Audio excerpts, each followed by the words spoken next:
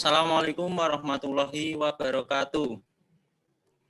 Waalaikumsalam warahmatullahi wabarakatuh. Selamat pagi semuanya. Berjumpa lagi pada pagi hari ini pada mata pelajaran Bahasa Indonesia.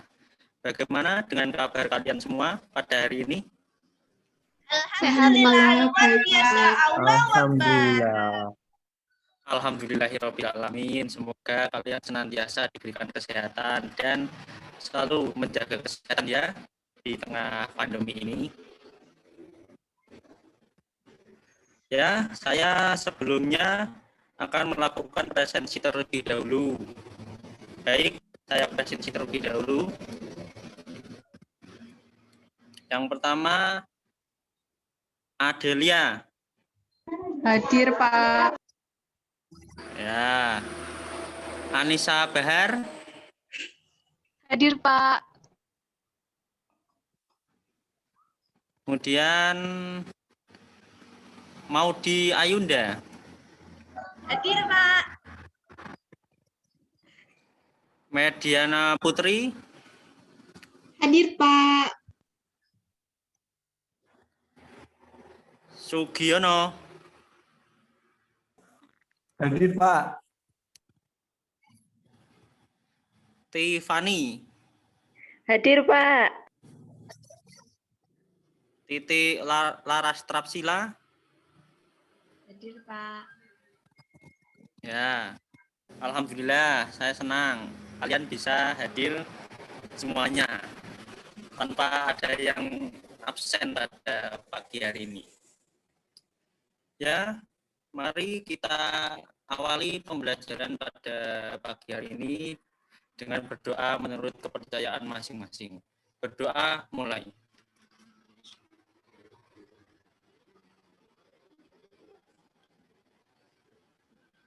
Berdoa selesai. Ya, pada pertemuan kali ini saya akan menyampaikan materi yaitu materi teks ceramah. Di sini saya akan menampilkan salin dia. Apakah ada yang bisa membantu menampilkannya karena perangkat saya sedang tidak mendukung? Saya, Pak. Oh ya, Mbak Maudi, terima kasih. Bisa ditampilkan, sudah saya kirim lewat grup WhatsApp.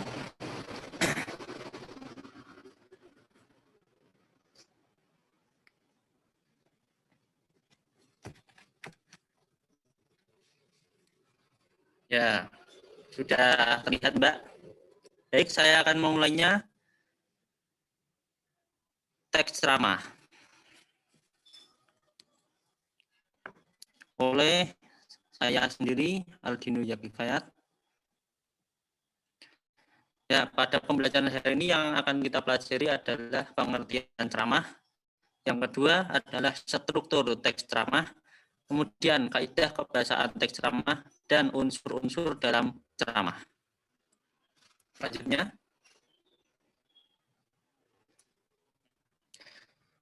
apa itu teks ceramah tersebut?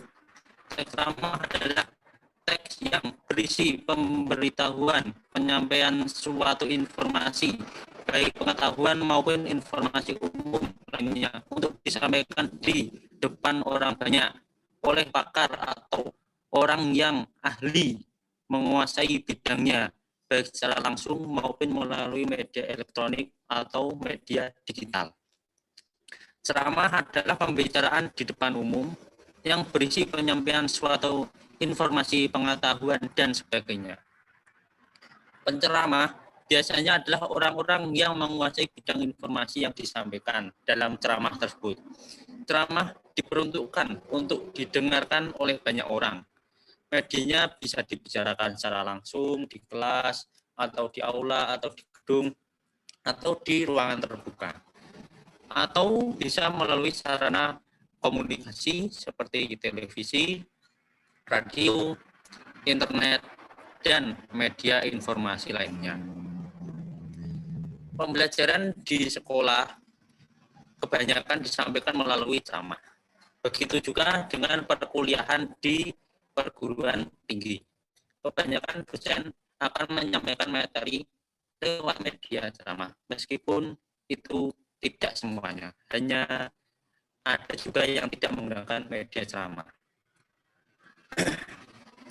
Selanjutnya adalah struktur teks ceramah. Teks ceramah memiliki 3 struktur, yaitu pendahuluan, isi, dan penutup. Yang pertama adalah pendahuluan atau pembuka, atau juga disebut dengan tesis. Berisi pengenalan isu, masalah, pengetahuan, hingga pandangan penceramah mengenai topik yang akan dibahas. Bagian ini sama dengan tesis dalam teks eksposisi. Yang kedua adalah isi, atau rangkaian argumen. Berupa rangkaian argumen-argumen penceramah yang berkaitan dengan topik yang dibicarakan pada pembuka atau tesis. Bagian ini biasanya mengemukakan pula berbagai fakta dan data yang diperkuat dengan argumen-argumen penceramah. Yang ketiga adalah penutup atau penegasan kembali. Merupakan penegasan kembali mengenai apa yang disampaikan dalam ceramah tadi. Hal ini bertujuan untuk memastikan ceramah tidak memberikan pemahaman yang keliru dari yang dimaksudkan, hingga agar diingat oleh pendengarnya. Selain itu, agar ceramah terkenang dan pendengarnya terpengaruh untuk melakukan sesuatu yang telah disampaikan. Bagian ini juga biasa diisi oleh rekomendasi atau saran mengenai topik yang disampaikan oleh penceramah. Selanjutnya adalah kaidah kebahasaan teks ceramah. Terdapat 5 kaidah kebahasaan teks ceramah. Yang pertama, banyak memakai kata ganti orang pertama atau tunggal dan kata ganti orang kedua jamak sebagai sapaan. Kata ganti pertama, contohnya adalah saya, aku, kami, mengatasnamakan kelompok. Sementara kata ganti kedua jamak adalah anak-anak, hadirin, bapak-bapak, ibu-ibu, kalian, saudara-saudara, dan sebagainya. Yang kedua, banyak menggunakan kata teknis atau peristilahan yang sesuai dengan topik yang dibahas. Misalnya, jika topik yang dibahas adalah kebahasaan atau sastra, istilah-istilah yang muncul meliputi prosa, puisi, etika berbahasa, sarkasme, majas, kesantunan berbahasa. Kemudian yang ketiga, menggunakan kata-kata yang menunjukkan hubungan sebab, akibat, atau argumentasi. Contohnya, dengan demikian, oleh karena itu, akibatnya, maka, sebab, dan karena. Kaidah kebahasaan yang keempat, yaitu banyak memakai kata kerja mental, misalkan memprihatinkan, memperkirakan, mengagumkan, diharapkan, berasumsi, menyimpulkan, dan berpendapat. Dan kaidah kebahasaan yang terakhir yaitu menggunakan kata persuasif, yaitu kata ajakan, seperti diharapkan, sebaiknya, hendaklah, perlu, dan harus.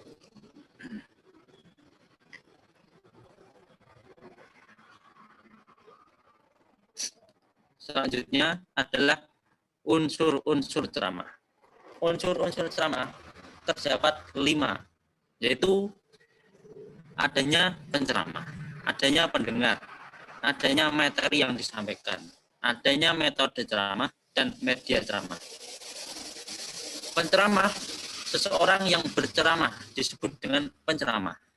Untuk menjadi penceramah, seorang wajib untuk menguasai bidang tertentu sehingga apa yang diceramahkan dapat dipertanggungjawabkan.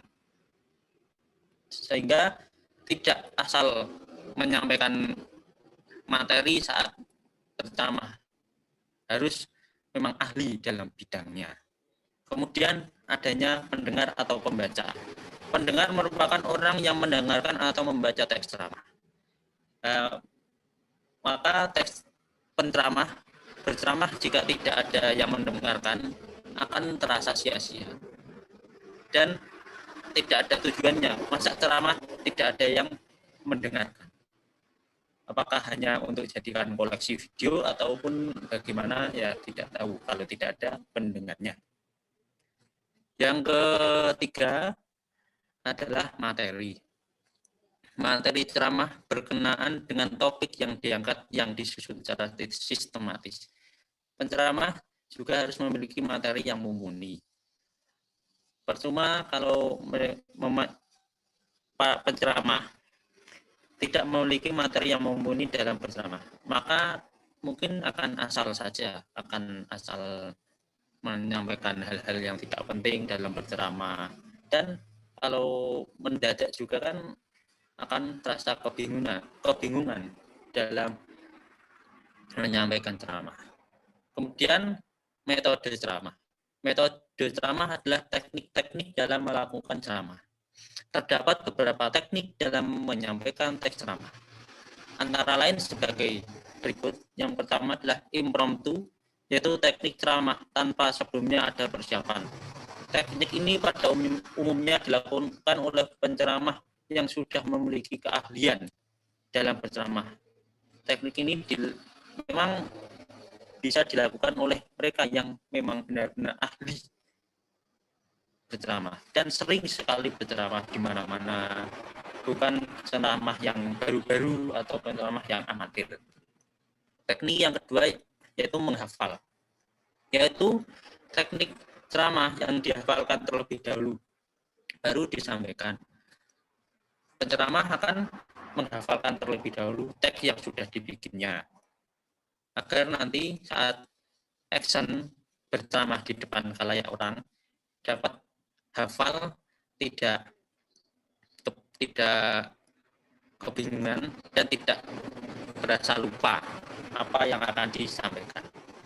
Kemudian membaca naskah, yaitu berceramah dengan menggunakan naskah lengkap. Nah, ini penceramah yang satu ini berceramah dengan menggunakan teks, tetapi dia juga harus pandai-pandai tidak membaca teks terus-terusan, harus pandai-pandai melihat sekelilingnya, sekali-sekali membaca tapi sekali-sekali tidak, harus pandai dalam mengatur pandangan. Yang keempat adalah ekstemporan, yaitu metode penyampaian ceramah yang sebelumnya menuliskan gagasan pokok sebagai pengingat. Metode ini penceramah hanya menuliskan gagasan inti pokok dari ceramah tersebut yang dibawa ke depan, sehingga dia hanya melihat inti-intinya saja, lalu kemudian dijabarkan satu persatu. Kemudian unsur-unsur ceramah yang kelima adalah media ceramah. Media ceramah tersebut meliputi, kalau bisa ceramah secara langsung, yang meliputi alat-alat pengeras suara atau mimbar dan sebagainya. Apabila dilakukan secara virtual, bisa medianya televisi, radio, handphone, laptop, kamera, dan lain-lainnya. Nah, itulah unsur-unsur ceramahnya. Selanjutnya, saya akan menampilkan contoh teks ceramah. Nah, ini bisa kalian lihat contoh teks ceramahnya. Ada bagian pembukanya, itu bagian isinya, bagian penutupnya. Bisa diamati oleh para siswa sekalian. Baik, itulah materi yang bisa saya sampaikan pada pertemuan hari ini. Apakah ada siswa yang ingin bertanya atau hal-hal yang ingin ditanyakan? Silakan. Siapa? Saya, Pak, mohon izin bertanya. Ya, silakan bertanya. Pak, kalau perbedaan antara ceramah dan khutbah itu apakah ada? Lalu perbedaannya itu bagaimana, Pak? Terima kasih.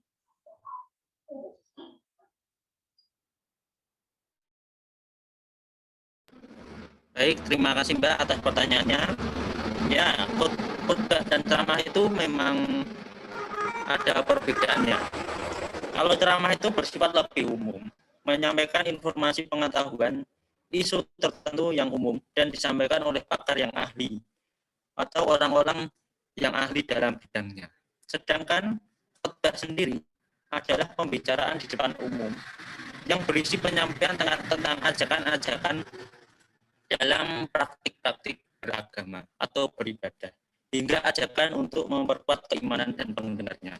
Jadi ceramah itu ya kadang ya ceramah ada yang mengajak untuk kebaikan dalam beragama, tapi kan ceramah itu bisa secara umum yang lain-lain. Sedangkan kalau khutbah itu ya memang seperti dalam agama Islam kan khutbah memang dilakukan saat di dalam masjid atau di mana yang ada untuk kegiatan beragama. Seperti agama-agama lain juga demikian. Khutbah itu disampaikan untuk tujuan menyampaikan hal-hal tentang keagamaan. Mungkin seperti itu Mbak Lilia. Terima kasih Pak, sudah paham. Ya, apakah ada pertanyaan lagi atau tidak? Kalau tidak ada, saya ingin bertanya kepada kalian. Sebentar. Saya tunjuk Mbak Adelia. Mbak Adelia.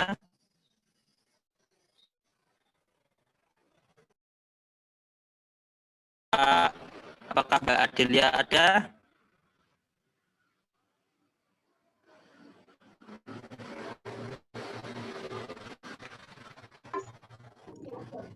Ya Pak, mohon maaf tadi kendala sinyal. Ya, saya akan bertanya pada Mbak Adelia. Kalau Mbak Adelia tadi memperhatikan mesti bisa ya. Coba sebutkan struktur dari ceramah. Coba Mbak. Ya baik Pak.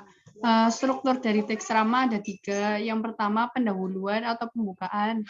Yang kedua itu argumentasi atau isi. Yang ketiga penutup. Nah kalau pendahuluan itu berisi kayak pendapat dari penulis serta pengenalan isu. Sedangkan kalau argumentasi atau isi itu berupa fakta-fakta.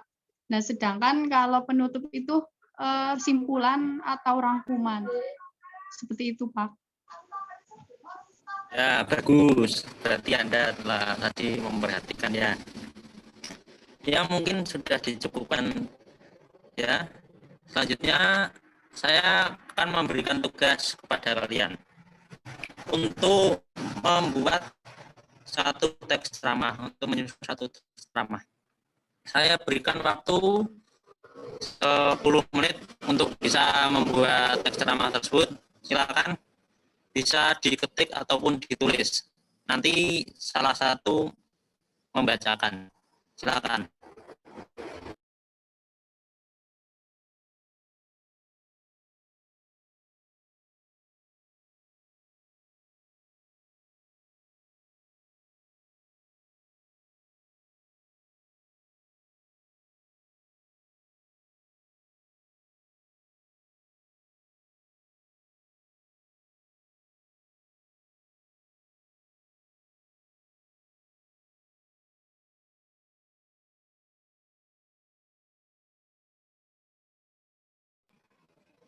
Baik, mungkin sudah cukup ya untuk mengerjakan tugas tersebut.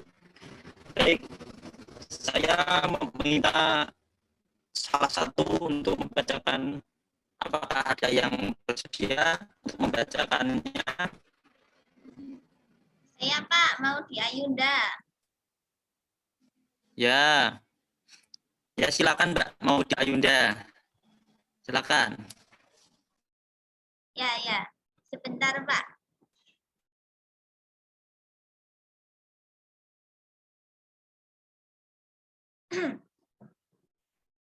Pendidikan adalah hak seluruh rakyat Indonesia. Hal tersebut telah tertuang dalam Undang-Undang 1945 dan dikonkretkan lebih lanjut dalam Undang-Undang 20 tahun 2003 mengenai sistem pendidikan nasional. Hal itu berlaku bahkan pada keadaan genting yang seperti sekarang. Pandemi adalah salah satu rintangan yang harus mampu dilampaui oleh sistem pendidikan yang telah dirancang tersebut. Maka saya kira sudah suatu kewajiban bagi kita semua untuk turut menyukseskan sistemnya. Bahkan dalam keadaan yang terbatas kegiatan pembelajaran harus tetap dilaksanakan bagaimanapun caranya. Karena tanpa pendidikan yang berjalan, bangsa kita terancam mengalami gap generasi. Keadaan di mana satu generasi tertinggal pengetahuan dan kompetensinya akibat dari hak pendidikan yang tidak tersampaikan. Padahal generasi baru seharusnya justru lebih brilian dibandingkan dengan generasi sebelumnya. Karena mereka adalah harapan kita semua sebagai generasi penerus bangsa. Bayangkan jika hal tersebut sampai terjadi. Bangsa kita akan tertinggal dan terseok-seok untuk dapat bersaing dengan negara lainnya. Sebetulnya bukan perkara persaingannya, namun lebih menyangkut pada bagaimana kesejahteraan dan kehidupan bangsa kita nantinya. Tanpa pengetahuan dan kompetensi yang ideal akan sulit bagi seseorang untuk dapat bertahan di kejamnya kehidupan masa ini. Melalui terwujudnya hak pendidikan, keadilan sosial juga dapat terjaga sejalan dengan manfaat yang akan menghampiri pula. Pandemi ini bukanlah hal yang akan selesai begitu saja. Maka pendidikan juga merupakan salah satu jalan yang harus ditempuh untuk menyelesaikan permasalahan COVID-19. Di masa ini tugas guru yang tidak boleh berhenti mengejar sama pentingnya dengan para pekerja kesehatan yang berusaha menyelamatkan nyawa para pasien. Karena para guru dan pejuang pendidikan lainnya harus menyelamatkan masa depan generasi penerus bangsa. Oleh karena itu, diharapkan kita semua turut berjuang bersama memperjuangkan hak pendidikan, baik dari sisi pendidik maupun ananda sekalian sebagai pemilik hak tersebut. Gunakanlah hakmu dengan sungguh-sungguh dalam kondisi yang memprihatinkan ini. Cukup sekian yang dapat saya sampaikan. Wabillahi taufik wal hidayah. Wassalamualaikum warahmatullahi wabarakatuh. Waalaikumsalam warahmatullahi wabarakatuh. Ya, terima kasih Mbak Maudi Ayunda. Ya, sudah bagus teks ceramah yang Anda buat. Tetapi dalam pembacanya memang sedikit cepat ya. Besok lagi kalau membacakan agak pelan-pelan, jangan tersingkat. Nanti kasihan yang mendengarkannya. Ya, Pak. Baik. Karena waktu sudah hampir habis, kepada siswa lainnya yang belum membacakan teks ceramah, saya minta untuk membacakannya di rumah. Nanti bisa di video. Kemudian video diunggah di link Google Drive. Nanti linknya dikumpulkan melalui grup WhatsApp Bahasa Indonesia kelas 11.